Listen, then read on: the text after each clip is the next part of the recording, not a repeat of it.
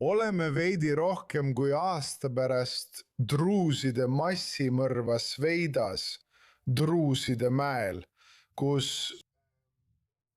peaaegu 2000 druusi tapeti peduiinide hõimude ja ka mõnede valitsusvägede poolt, keda toetasid valitsusväed ning ja keda julgustas Damaskuse uus valitsus. nii et me oleme vaid veidi üle aasta pärast neid sündmusi. Ma mõtlen, kas sa saad rääkida tänasest druuside olukorrast Süürias ja nende suhetest Damaskusega aasta hiljem? Jah, ilmselgelt pole peaaegu üldse suhteid uue Damaskuse valitsuse ja druusi enamusega Sveida provintsi vahel.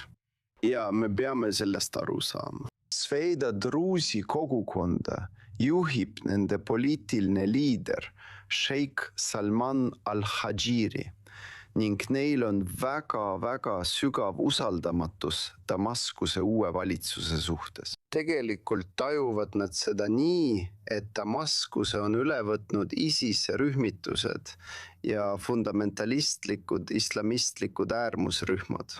Ja seetõttu ei ole nad valmis pidama mingeid läbirääkimisi Damaskuse uue valitsusega.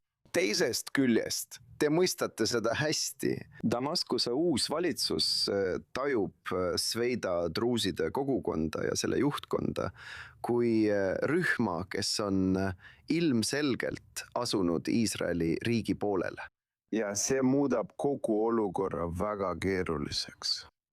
Selleni välja, et kui sul oleks olnud võimalust lugeda hiljutist ÜRO raportit, mille kirjutas Sadik Sveida provintsis ja ta kirjutas selle selgelt peaaegu mingit edasiminekut ei ole Sveida provintsi ja Damaskuse uue valitsuse suhetes.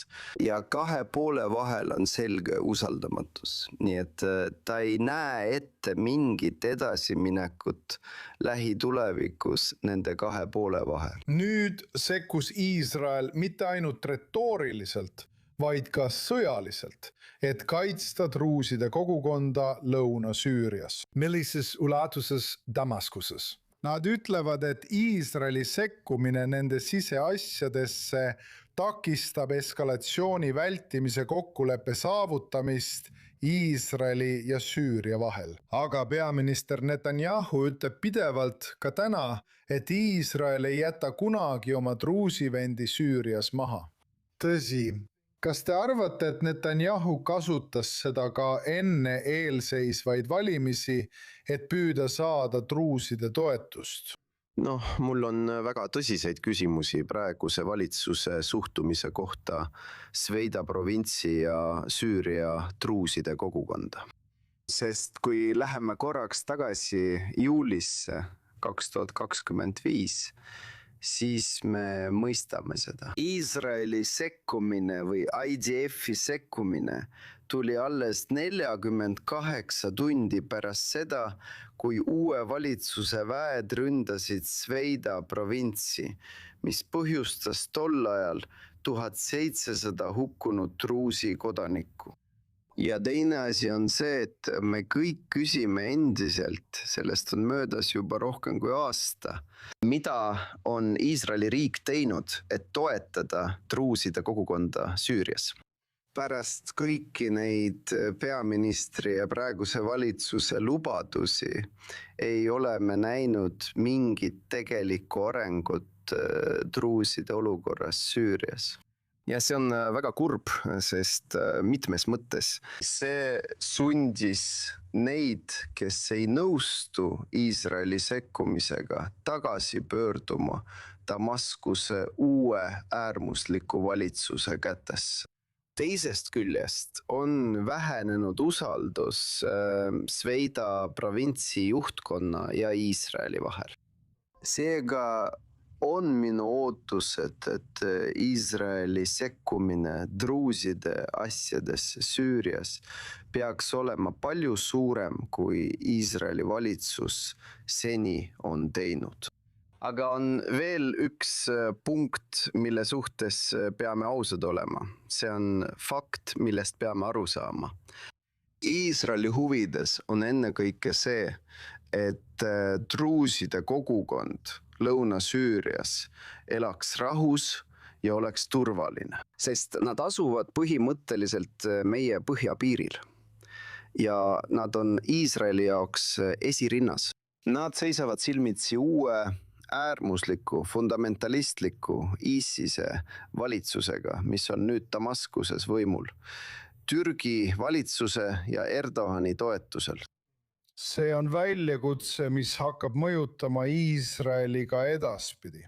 Selle tulevikku vaatava suuna juures tahaksin ma nüüd veidi pöörata tähelepanu lähenevatele valimistele.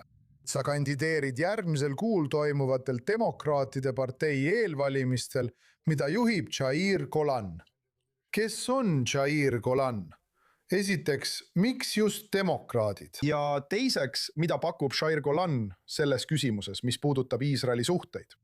Või tasakaalustada suhteid Süüria druuside vendadega, kuid samas püüda luua positiivseid ja konstruktiivseid suhteid ka selle valitsusega Süürias. Hästi, ma vastan teie küsimusse kahele osale. Esimese osa kohta pean ütlema, et Demokraatlik partei esindab paljuski neid väärtusi, minu väärtusi ja minu nägemust Iisraeli tulevikuriigist. Aga kõigepealt ja eelkõige sellepärast, et see esindab minu soovi näha Iisraeli demokraatliku, liberaalse riigina, mis tagab kõigile oma kodanikele võrdsed õigused vastavalt iseseisvusdeklaratsiooni vaimule. See on minu jaoks väga oluline. Ja see ongi, võin öelda, ilmselt peamine põhjus, miks ma nüüd kandideerin Demokraatliku partei nimekirjas. Nüüd, mis puudutab teie küsimuste teist osa, siis ma usun, et Jair Golan endise Iisraeli põhjakomando juhina mõistab väga hästi selle piirkonna tundlikkust. Mõistab väga hästi, kui oluline on, et druuside kogukond Süüria lõunaosas elaks turvaliselt ja rahus. Ja kuidas nemad võiksid olla meie eesliiniks ja kaitseks äärmusliku Damaskuse valitsuse vastu.